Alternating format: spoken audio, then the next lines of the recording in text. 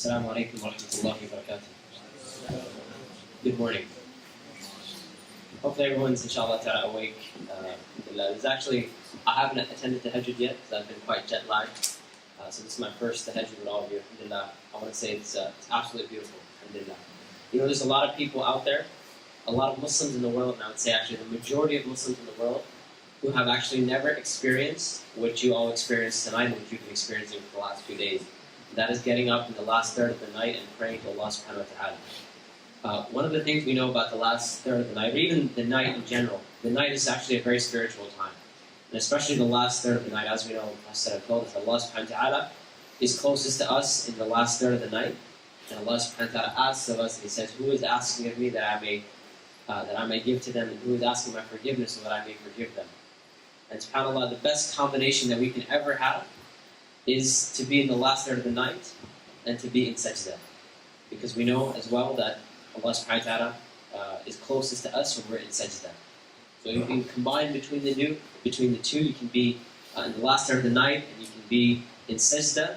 That is the best position that you can be in. And we ask Allah subhanahu wa ta'ala that when Allah subhanahu wa ta'ala takes our life, that we are in that sajda, not only any sajda, but in the sajda in the last third of the night. Allahumma ameen. So, for me, like I said, this is a very, very beautiful time, alhamdulillah. One of the things that I was thinking about when it came to Tahajjud, even after Salah, I was thinking about what we just experienced, what we just went through, and I immediately had this sadness in my heart.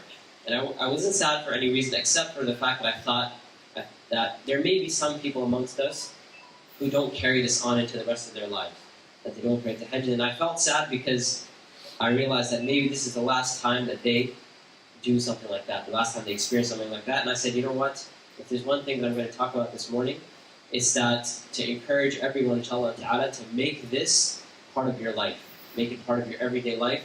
And what we're saying here, and what I'm saying is not that you get up an hour before Fajr, or even not even half an hour before Fajr. Maybe just 10 minutes before Fajr, or 20 minutes before Fajr. Aisha radiallahu ta'ala anha, she says that the Prophet sallallahu alayhi wa sallam was asked, which are the most beloved actions to Allah subhanahu wa ta'ala?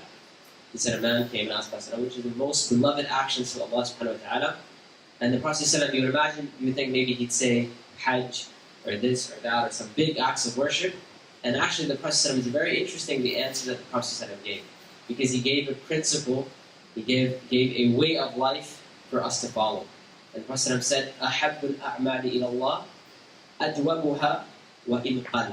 He said, the most beloved actions to Allah are those actions which are done consistently, even if they are small, or even if they are less. And so the Prophet ﷺ here is telling us that it's not about the size of your act of worship. It's not about how much you have done. It's about how consistent you are. And obviously the Prophet here is not speaking about those actions which are felt upon us. Those we don't cut down. Obviously we can't say, today Dhuhr I'm going to pray one rak'ah because it is easier on me. And we're talking about those actions which are sunnah, or those actions which are mustahab. For example, qiyamul layl. Right? So it's not about did you get up once in your life and pray for an hour or 2 hours. That's not really the lesson here. The lesson is, did you pray consistently for the rest of your life, even if it was a short period of time? So even if it's something as small as, even like I said, 10 minutes or 5 minutes. If you know that, if I do 5 minutes, I can be consistent with this in my life, then do 5 minutes. Don't worry about doing an hour or half an hour or anything like that. And the same principle, subhanAllah, applies to pretty much everything that I would say, everything that we've learned so far in the Heart Therapy Camp. And that is, I know you've been learning a lot of things, and you have a lot of goals you probably set for yourself, and all of that, and there's a lot of, inshallah ta'ala, changes and improvements that you want to make in your life. The piece of advice that I would give you is the advice of the Prophet. And that is that make your actions consistent, even if they are small. So I would say start with small changes in your life, and make sure those are those changes that you can be consistent with. So like I said, with Qiyam al-Layl, or even like the 2 Sunnah Fajr, I know that for a lot of people that may not seem like a lot, but if it's just that one thing that you've changed in your life, there's just 2 Sunnah Fajr, which you're consistent with it in the rest of your life, for me, I would say this is a successful camp. Right now, I'd imagine for the organizers as well, that if you can take just one small action and apply it to the rest of your life, inshallah ta'ala, then the reward for this camp is tenfold, bi'idhnillahi ta'ala. Now, the other piece of advice I'll give, inshallah ta'ala, as the camp will be coming to an end in the next couple of days, and as you go back into your everyday life, as we said, be consistent in your actions, even if they are small, and also set realistic goals for yourself.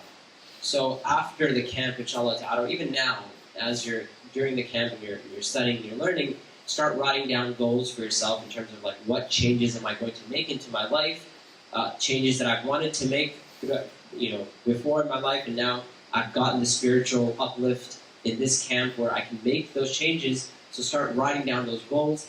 And when it comes to goals, it's very important that the goals are not either too small or too big.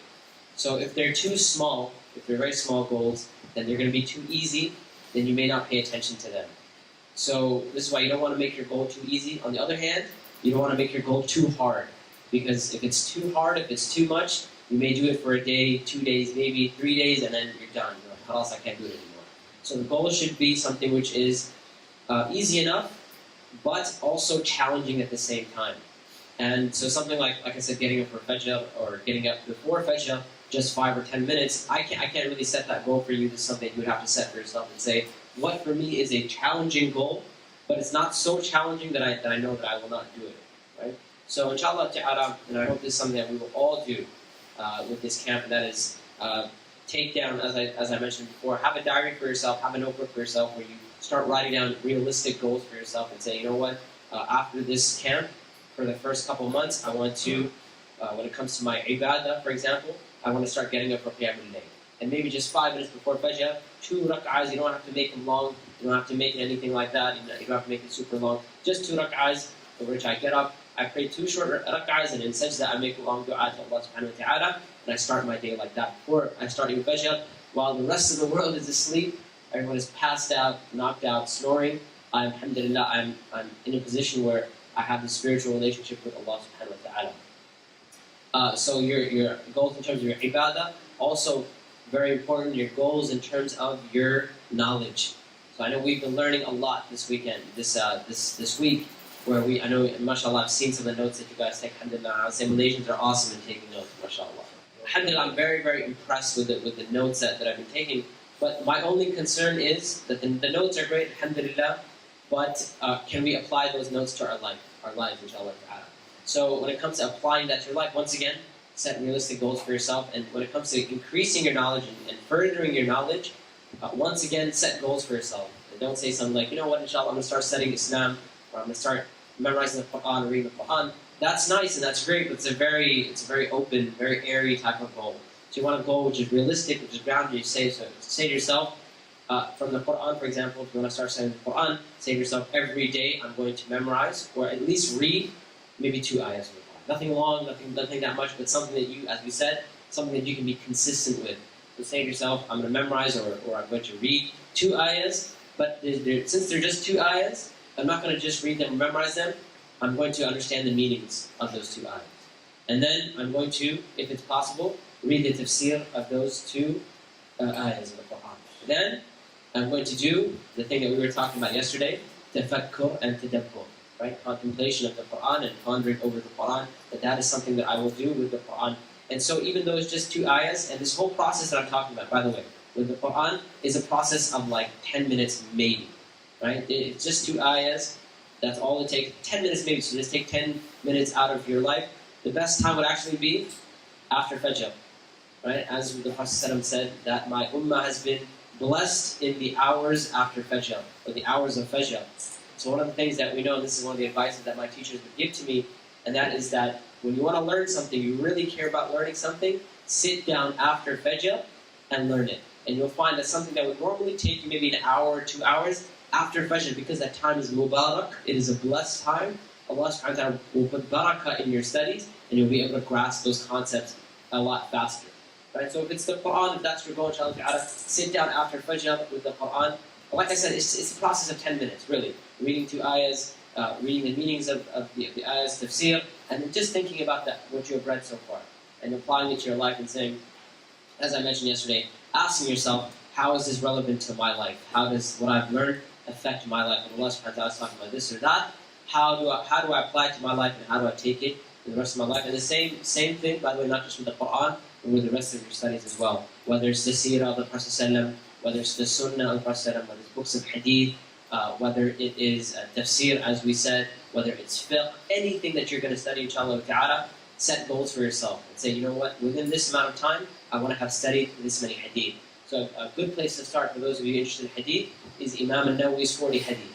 So set a goal for yourself and say, you know what, every day I'm going to study one hadith. Or even, I would say, even you tell yourself, every week I'm going to study just one hadith, but I'm not going to just study the hadith. I'm going to study the hadith, I'm going to learn its meanings, and I'm going to read the explanation of the hadith. And then once again, I'm going to do tadabbur and tafakkur. I'm going to think about this hadith and think about how it applies to my life. So that's a good place to start. Once again, the point is, set realistic goals for yourself, inshallah ta'ala. And hopefully, inshallah ta'ala, it'll be, and this will be, inshallah ta'ala, Allah will put barakah in our time here so that we have benefited from this camp or this time together for the rest of our lives. Right? Let's say we never get the opportunity to attend another camp, we never get the opportunity to attend another halaqah, another lecture. None of that, inshallah ta'ala, matters because we have learned some very vital and some very important lessons from studying in this short period of time, inshallah ta'ala, that we can continue on for the rest of our lives, and we can benefit others as well. Right? So when it comes to goals, the goals should involve not only yourself, قُوا أَنفُسَكُمْ وَأَهْلِكُمْ نَارًا, as Allah subhanahu wa ta'ala said, that save yourself and your families from the hellfire. Right? So that should be our immediate goals for ourselves, that yes, we want to improve ourselves and we want to improve the lives of our families and improve their relationship with Allah subhanahu wa ta'ala as well. So we mentioned, just in summary, we mentioned our personal goals in terms of our goals for ourselves, in terms of our goals with our ibadah, the worship of Allah subhanahu wa ta'ala, our goals with studying Islam, our goals with teaching others and teaching ourselves as well. And I think inshallah ta'ala that's a simple enough, it's an easy enough inshallah ta'ala, but not too easy of a goal that inshallah ta'ala we can all apply for the rest of our lives. And I ask Allah subhanahu wa ta'ala to put barakah in our times and give us the tawfiq to increase in our knowledge, and increase upon not just our knowledge, but us acting upon that knowledge and applying it to our lives. And I ask Allah subhanahu wa ta'ala to let us benefit from the knowledge that we have gained. And I ask Allah subhanahu wa ta'ala to allow us to be a light of guidance for not only ourselves and our families, but our communities and as the ummah as a whole. And Allah subhanahu wa ta'ala knows best. سبحانك اللهم وبحمدك أشهد أن لا إله إلا أنت أستغفرك وأتوب إليك. والسلام عليكم ورحمة الله وبركاته.